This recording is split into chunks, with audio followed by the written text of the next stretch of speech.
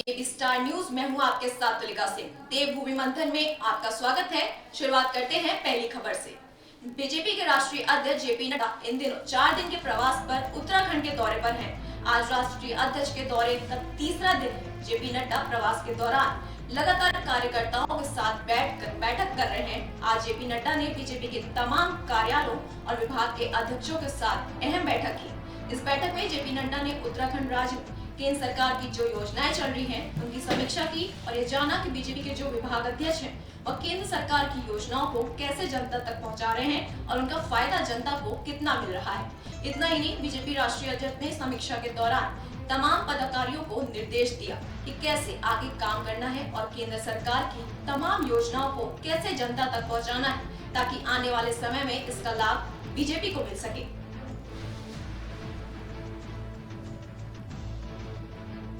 देखिए, विभागों का महत्व बताया है लोगों को, जिनको बना है।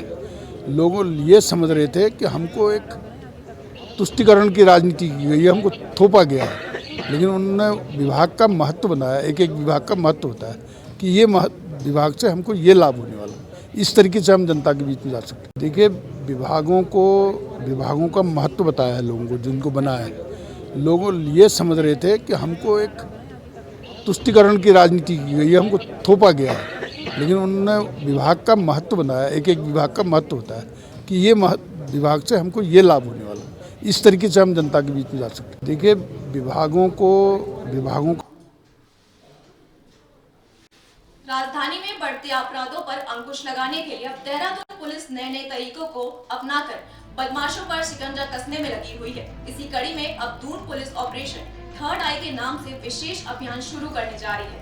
इस ऑपरेशन का उद्देश्य संवेदनशील संस्थानों को चिन्हित कर वहां हाईटेक नाइट विजन सीसीटीवी कैमरे लगाना है।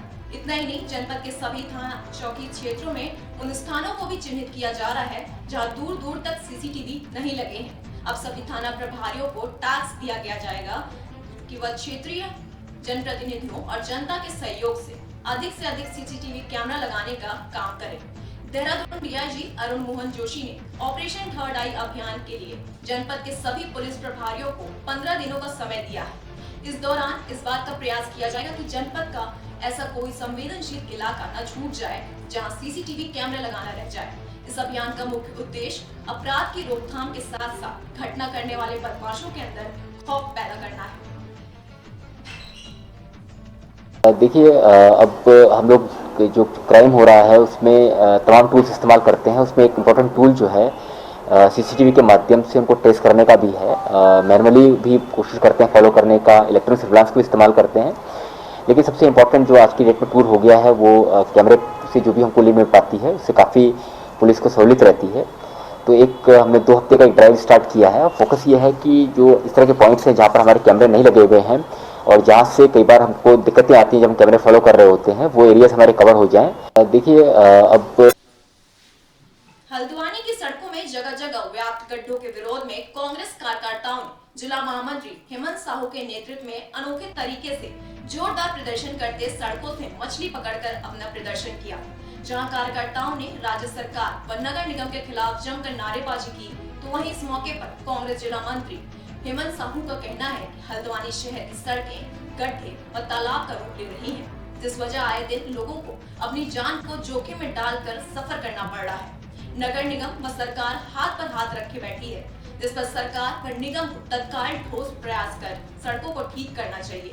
साथ ही उन्होंने सड़कों की हालात जल्द ठीक नहीं होने पर उग्र आंदोलन की चेतावनी भी दी है। हल्द्वानी शहर की सड़कों की बुरी हालत है। आए दिन हादसे हो रहे हैं, लोग जान गंवा रहे हैं, लोगों के हाथ पैर टूट रहे हैं, लगातार लोग घायल हो रहे हैं। नगर निगम और सरकार आंख बंद करे बैठा है।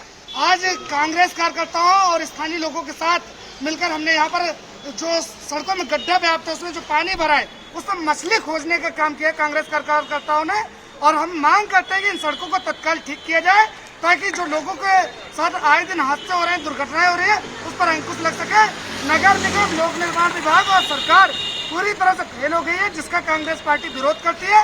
आज हमने मछली खोजकर सरकार को चेताने का प्रयास किया है कि सरकार तत्काल इन सड़कों को ठीक करे, वरना वो दिन दूर नहीं कि पूरे हल्द्वानी में हल्द्वानी शहर पूरा तलैया ताल बन जाएगा और जगह जगह मछलियों की बरसात हो जाएगी, ढेर लग जाएगा मछलियों का।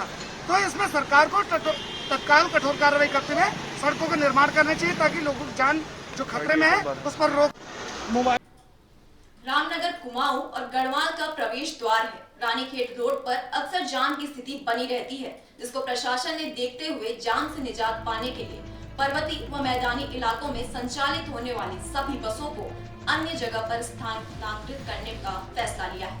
प्रशासन के इस आदेश के विरोध के चलते आज विभिन्न बसों के यूनियन पदाधिकारियों ने व बसों के मुख्य मालिक कांग्रेस कार्यालय पहुंचे, जहां उन्होंने कांग्रेस के प्रदेश उपाध्यक्ष व पूर्व विधायक रणजीत सिंह रावत से मुलाकात करते हुए प्रशासन के द्वारा आदेश के चलते न्याय की गुहार लगाई। कांग्रेस के प्रदेश उपाध्यक्ष व पूर्व विधायक रणजीत सिंह रावत ने प्रशासन के इस आदेश को अव्यवहारिक बताते हुए कहा कि बसों से जाम नहीं लगता, बल्कि जाम लगाने के और भी कई कारण हैं। लॉकडाउन के चलते प्रशासन ने बाजार से पूरी तरह सब्जी की दुकानों को रानीखेत रोड पर लगा दिया गया है। आपको बता दें, रामनगर क्योंकि पर्यटन नगरी है, इस कारण जाम के कई कारण भी हैं। इसलिए प्रशासन के इस निर्णय को पूर्व विधायक व कांग्रेस के प्रदेश उपाध्यक्ष रणजीत सिंह रावत ने कहा, यदि प्रशासन ने अपने इस निर्णय को वापस नहीं लिया तो बस मालिक हुए यूनियन के पदाधिकारियों के साथ जोरदार प्रदर्शन करने को मजबूर हो जाएंगे। हाँ, ये कुमाऊं आदर्श मोटर और केएमयू यूजर्स जेएमयू और जो मुरादाबाद की बसें संचालित होती हैं और हल्द्वानी वाली प्राइवेट बसें संचालित होती हैं, इन सब के प्रतिनिधि और मोटर मालिक जो हैं यहाँ पर आए हैं। इनको जैसा कि स्थानीय प्रशासन द्वारा आदेशित किया जा रहा है कि ये अपने बसों का संचालन जो है मुरादाबाद वाले तो करें शिवलालपुर से और हल्द्वानी वाले करें हल्द्वानी बस अड्डे से और रानीखेत रोड में ना आए। और बाकी जो 4 संस्थाएं रानीखेत रोड में, उनसे कहा गया कि 15 दिन तक वो एक बसें अपनी लगाएं, उसके बाद जो है उनको भी अन्यत्र शिफ्ट किया जाएगा। जबकि स्थानीय पिछले जिलाधिकारी का एक आदेशित पत्र है कि जिनमें 2-2 बसें यहाँ पर लगाने वालों के लिए और मुरादाबाद वाले बस स्टैंड पे भी बस लगाने के लिए और हल्द्वानी वालों को रानीखेत रोड से जाने की परमिशन दी गई है। आज स्थानीय प्रशासन द्वारा कहा जा रहा है कि रानीखेत रोड में जाम लग रहा है, जबकि जाम के कई सारे कारण हैं। ऑटो का बढ़ना, टैक्सियों का बढ़ना और आपके ठेले वालों का बढ़ना, और कोरोना में ही प्रशासन द्वारा जो है बाजार के सारे सब्जी की दुकानों को उठा करके जो है रानीखेत रोड में डाल दिया गया। नहीं, हमारी जो इनसे अपनी एक शिकायत थी कि उप जिलाधिकारी महोदय द्वारा शहर में जो पहाड़ को जाने वाली गाड़ियां हैं उनको अड्डे से बाहर किया जा रहा है और एक रोड से हटाकर दूसरे रोड पर स्थान दिया जा रहा है और कोई भी सुरक्षित स्थान नहीं दिया जा रहा है।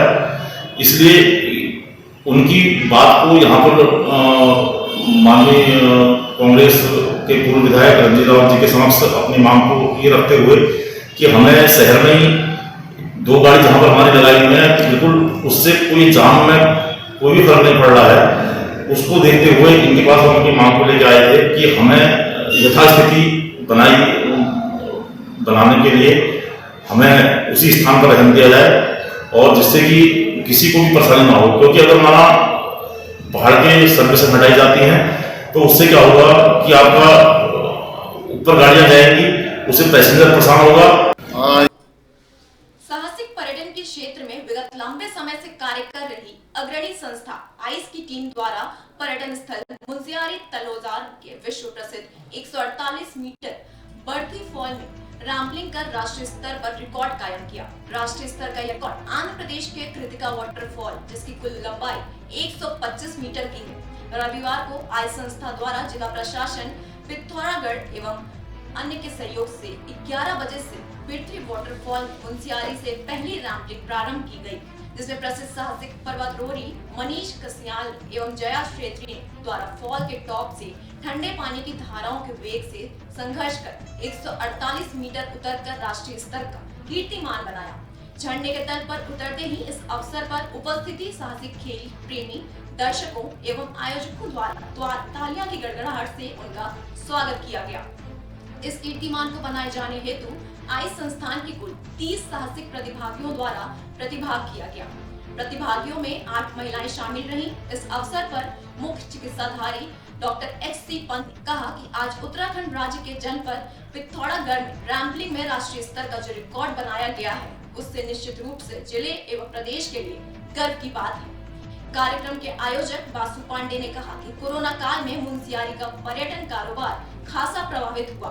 इस तरह के आयोजन से पीठी वार्ड के साथ ही मुनस्यारी का पर्यटन कारोबार भी परवान चढ़ने की उम्मीद करता है। साथ ही उन्होंने बताया कि उनकी कोशिश लिम्का बुक ऑफ रिकॉर्ड में शामिल होने की है। पर्वतारोहण का रिकॉर्ड अभी तक आंध्र प्रदेश के नाम दर्ज है, जिन्होंने 125 मीटर की ऊंचाई से वाटरफॉल रैम्पलिंग की थी। आज बिरथी फॉल मुनस्यारी में 148 मीटर की ऊंचाई से रैम्पलिंग की है। जिला प्रशासन की ओर से इस मौके पर मुख्य चिकित्साधिकारी पिथौरागढ़ एच.सी. पंत, सेना के लेबी सियार परमार, पूर्व विधायक मयूख महर, ग्राम प्रधान बिरथी राधिका देवी, KMVN के मैनेजर दिनेश गुरनानी, KMVN बिरथी के मैनेजर केदार दानू, सामाजिक कार्यकर्ता जगदीश कलौनी सहित विभिन्न क्षेत्रों से आए पर्यटक, स्थानीय नागरिक आदि मौजूद थे। हम लोग एक कोरोना की वजह से पर्यटन गतिविधियाँ लगभग बंद हो चुकी है हमारे देश में, देश के पूरी दुनिया में बंद है। तो हमारे यहाँ के जो पर्यटन रोजगार, जिनका रोजगार पर्यटन से ही चलता था इस क्षेत्र के और जनपद के, तो उनको दोबारा से फिर लोगों को आकर्षित करके इस क्षेत्र में बुलाने के लिए इस तरह के आयोजन कर रहे हैं हम लोग, जिसमें कि 148 मीटर की ऊंचाई से वाटरफॉल में रेपल डाउन करने की कोशिश कर रहे हैं और इसमें जनपद पिथौरागढ़ के 30 प्रतिभागी प्रतिभाग कर रहे हैं। रामनगर में उस समय अफरा तफरी मच गई जब हल्द्वानी काठगोदाम राजमार्ग में विशाल मेगा मार्ट के पास एक प्रतिष्ठान में भीषण आग लग गई। देखते ही देखते आग ने पूरे प्रतिष्ठान को अपने आगोश में ले लिया। दिन दहाड़े भीषण आग की लपटें देख आसपास अफरा तफरी मच गई। आनन फानन में लोगों ने पुलिस और फायर ब्रिगेड को सूचना दी। जब तक फायर ब्रिगेड की गाड़ी वहां पहुंची तब तक लगभग पूरी दुकान आग के गोले में तब्दील हो चुकी थी। खबर लिखे जाने तक दमकल विभाग की गाड़ियां आग बुझाने का काम कर रही हैं। बढ़ते हैं अगली खबर की ओर। रामनगर के ग्राम मनोरथ पासी जिला के उस समय दहशत फैल गई जब वहां पर एक अज्ञात शव बरामद हुआ। ग्राम लालूपुरवा में एक शव मिलने से ग्रामीणों में दहशत फैल गई। बरसाती नदी स्रोत के किनारे जिस व्यक्ति का खेत था, खेत मालिक सुखबीर सिंह ने जब पुलिस को फोन द्वारा सूचना दी गई तो कोतवाल अब्दुल कलाम द्वारा फोर्स के मौके पहुंच गई और उसको जब बाहर निकाला गया तो सब बहुत बुरी तरह से जल चुका था और बहुत ही बदबू आ रही थी, जिसका उसको पहचान नामुमकिन होता जा रहा था और पुलिस के लिए एक बड़ी चुनौती बना हुआ था। लेकिन कोतवाली में तेज गुमशुदगी की रिपोर्ट दर्ज कराई गई थी। पुलिस ने उन सभी से फोन के द्वारा संपर्क किया और उन सभी को सब पहचान के लिए बुलाया गया। जब तक परिजन मौके पर पहुंचे तो सब के सब की पहचान गंगाराम पुत्र प्रेम राम टेढ़ा रोड लखनपुर के रूप में हुई, जिससे गंगाराम के परिवार में कोहराम मच गया और सबका पंचनामा भरकर पीएम के लिए भेजा जा रहा था। लेकिन गंगाराम की मौत का कारण अभी स्पष्ट नहीं हो पाया है। हमारी बात कोतवाल अब्दुल कलाम से हुई तो उन्होंने बताया कि सब 2 या 3 दिन पहले का है, लेकिन मौत का कारण स्पष्ट तभी हो पाएगा जब इसकी पोस्टमार्टम रिपोर्ट आ जाएगी। एक सूचना आई थी, आज हमें सूचना मिली थी कि एक व्यक्ति की लाश नाले में पड़ी हुई है। वहीं के ग्रामीण है सुखबीर सिंह, जिन्होंने सूचना दी। इस सूचना पर हम लोग यहाँ पर आए हैं। डेड बॉडी को निकाल लिया गया है और शनाख्त कराने की कोशिश की जा रही है। कुछ 1-2 गुमशुदगी आई है, उनको भी देख रहे हैं हम लोग, जो पिछले 3-4 दिन में आई है। और बाकी आसपास के गाँव वालों ग्रामीण लोगों से बातचीत की जा रही है। जैसे ही इसकी कोई शनाख्त होगी आप लोग को इत्तला कर दी जाएगी। सर कितना पुराना सब होगा? अभी कुछ कहा नहीं जा सकता। ऐसा लग रहा है कि करीब 2, 3 या 4 दिन पुराना हो सकता है।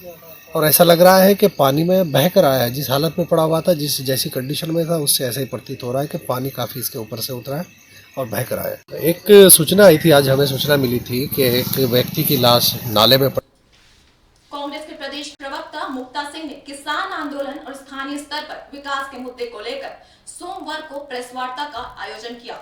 इस दौरान उन्होंने देश में पूंजीवाद और साहूकारिता को लेकर आरोप लगाकर देश के प्रधानमंत्री को आड़े हाथ लिया। प्रेस वार्ता के दौरान उन्होंने किसान आंदोलन को लेकर किसानों के पक्ष में कहा कि केंद्र सरकार के द्वारा पारित तीनों ही कृषि अध्यादेश किसानों के हित में नहीं है और तीनों ही पूंजीवाद को बढ़ावा देने वाले हैं। जब कॉर्पोरेट फार्मिंग आ जाएगी तो छोटे किसानों की खेती किसान ले लेंगे और उस पर लोन लेकर उसे अपने नाम कर लेंगे। आंदोलन कह रहा है, किसान ये बताना चाह रहा है कि यह सरकार किसान विरोधी सरकार है। काशीपुर के विकास के मुद्दे पर उन्होंने कहा कि काशीपुर विकास से कोसों दूर रह गया। उन्होंने कहा कि जब मैंने मेयर का चुनाव लड़ा था तो उस वक्त मेयर का चुनाव लड़ रही उषा चौधरी ने काफी वादे किए थे, लेकिन वह वादे धरातल पर नहीं उतरे। उन्होंने नगर निगम की परियोजना चौधरी पर आरोप लगाते हुए कहा कि जिन क्षेत्रों में उन्हें वोट नहीं मिला वहां साफ सफाई से लेकर अन्य विकास कार्य नहीं हो पा रहे हैं। उन्होंने कहा कि विकास का काम सांप्रदायिकता, धार्मिकता, जातिवादिता को देखकर नहीं किया जाता। व्यापारी जीएसटी और नोटबंदी के बाद से रो रहे हैं। सारे शहर में गंदगी के ढेर लगे पड़े हैं, सड़कें टूटी पड़ी हैं। साथ ही नगर निगम परिसर में सम्मिलित हुए नए क्षेत्र विकास कोसों दूर है।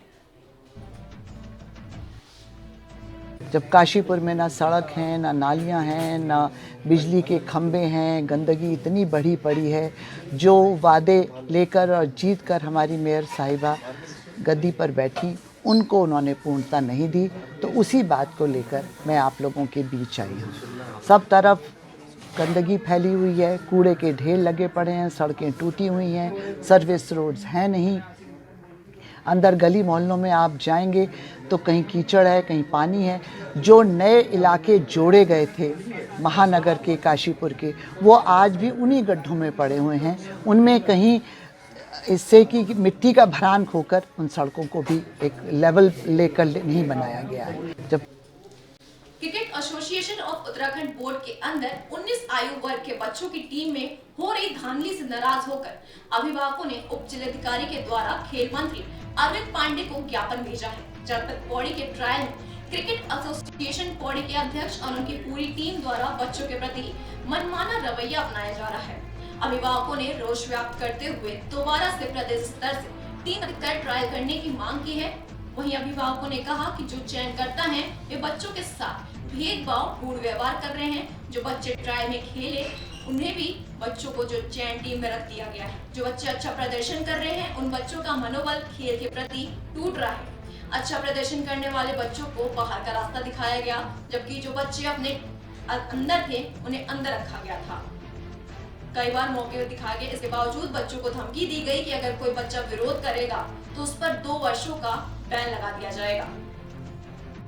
क्रिकेट एसोसिएशन यही शिकायत है कि जिन बच्चों को जो है भेदभाव किया जा रहा है और वहीं उनके अध्यक्ष ने जनपद पौड़ी वहीं धांधली से नाराज होकर अभिभावकों ने उप जिलाधिकारी उसमें फर्स्ट राउंड में बाहर कर दिया गया। तो सीधे सीधे जो है फाइनल लिस्ट में जो है अंदर दिखाई दे रहे हैं। बच्चे से जो है काफ़ी फ्रस्ट्रेटेड हैं और हमारी जो है एसोसिएशन से यही मांग है कि वो हमारे बच्चों के साथ न्याय करें ताकि जो है बच्चे किसी भी प्रकार के फ्रस्ट्रेशन में न जा सकें।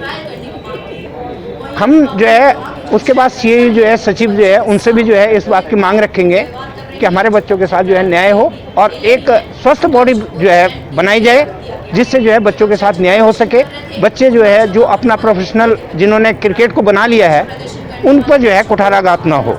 यही शिकायत है कि जिन बच्चों को जो है साथ ही टीम में रखने के लिए कई बार दिया गया तो सीधे सीधे जो है फाइनल लिस्ट में जो है अंदर दिखाई दे रहे हैं। बच्चे से जो है काफ़ी फ्रस्ट्रेटेड हैं और हमारी जो है एसोसिएशन से यही मांग है कि वो हमारे बच्चों के साथ न्याय करें ताकि जो है बच्चे किसी भी प्रकार के फ्रस्ट्रेशन में न जा सकें। हम जो है उसके बाद सीए जो है सचिव जो है उनसे भी जो है इस बात की मांग रखेंगे कि हमारे बच्चों के साथ जो है न्याय हो और एक स्वस्थ बॉडी जो है बनाई जाए जिससे जो है बच्चों के साथ न्याय हो सके। बच्चे जो है जो अपना प्रोफेशनल जिन्होंने क्रिकेट को बना लिया है उन पर जो है कुठाराघात ना हो। यही शिकायत है कि जिन बच्चों को किसान यूनियन से जुड़े किसानों ने 8 दिसंबर को होने वाले भारत बंद को लेकर लोगों से अपने प्रतिष्ठानों को बंद करने का किसानों को सहयोग करने की अपील की है। आपको बता दें कि कृषि बिल के विरोध में किसानों का दिल्ली में धरना प्रदर्शन लगातार जारी है। किसानों सरकार से कृषि बिल को वापस लेने की मांग कर रहे अड़े हैं, तो वहीं सरकार द्वारा किसानों की मांग को न मानने पर किसानों ने 8 दिसंबर को भारत बंद का आह्वान किया है, जिसके चलते बाजपुर में भारतीय किसान यूनियन के प्रदेश अध्यक्ष कर्म सिंह पट्टा के नेतृत्व में किसानों की बैठक बाजपुर धर्मशाला में बैठक आयोजित की गई, जिसके उपरांत किसानों ने नगर के प्रतिष्ठानों पर पहुंचकर व्यापारियों से 8 दिसंबर को होने वाले भारत बंद के समर्थन में प्रतिष्ठानों को बंद करने की अपील भी की है। इस दौरान भारतीय किसान यूनियन के प्रदेश अध्यक्ष कर्म सिंह पट्टा ने कहा कि किसानों द्वारा व्यापारियों से हाथ जोड़कर सहयोग की अपील की जा रही है। उन्होंने कहा कि केंद्र की मोदी सरकार ने काले कानून को लागू कर किसानों की कमर तोड़ने का काम किया है, जिसका किसान पुरजोर विरोध कर रहे हैं। उन्होंने कहा कि जब तक सरकार काले कानून को वापस नहीं लेती तब तक किसान इसका विरोध करते रहेंगे। कृषि कानून बिल को वापस लेने के लिए लोग किसान परेशान है, तो वहीं सरकार द्वारा कृषि बिल को उत्तराखंड बाजपुर में किसान से जुड़े 8 दिसंबर को होने वाले भारत बंद को लेकर लोगों ने अपने प्रतिष्ठानों को बंद करने का किसानों को सहयोग करने की अपील की है। आपको बता दें, कृषि बिल के विरोध में किसानों को दिल्ली में धरना प्रदर्शन लगातार जारी है। किसानों सरकार से कृषि बिल को वापस लेने की मांग पर अड़े हैं, तो वहीं सरकार द्वारा किसानों की मांग को न मानने पर किसानों ने 8 दिसंबर को भारत बंद का आह्वान किया है, जिसके चलते बाजपुर में भारतीय किसान यूनियन के प्रदेश अध्यक्ष कर्म सिंह पड्डा के नेतृत्व में किसानों की बैठक बाजपुर धर्मशाला में आयोजित की गई, जिसके उपरांत किसानों ने नगर के प्रतिष्ठानों पर पहुंचकर व्यापारियों से 8 दिसंबर को होने वाले भारत बंद के समर्थन में प्रतिष्ठानों को बंद करने की अपील की है। इस दौरान भारतीय किसान यूनियन के प्रदेश अध्यक्ष कर्म सिंह पड्डा ने कहा कि किसानों द्वारा व्यापारियों से हाथ जोड़कर सहयोग की अपील की जा रही है। उन्होंने कहा कि केंद्र की मोदी सरकार ने काले कानून को लागू कर किसानों की कमर तोड़ने का काम किया है, जिसका किसान पुरजोर विरोध कर रहे हैं। उन्होंने कहा है कि जब तक सरकार काले कानून को वापस नहीं लेती तब तक किसान इसका विरोध करते रहेंगे।